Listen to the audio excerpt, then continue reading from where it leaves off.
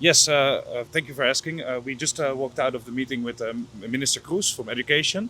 She was very understanding of the situation. She understands the need for an American international school in the island because it's very important to our business community, to the CPB border officers, and to a lot of other people that are here that are not able to attend a Dutch education program. So she really understands that it's important to have an American international school on the island, and she's willing to help out in any form the government can.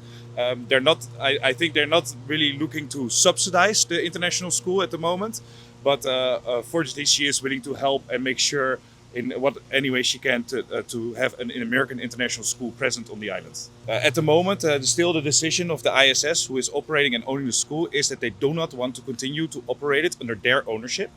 They want to have someone else owning the school. They're willing to help with the curriculum, so it stays there. But at the moment, it's still the decision is still standing that they stop the operations under their ownership.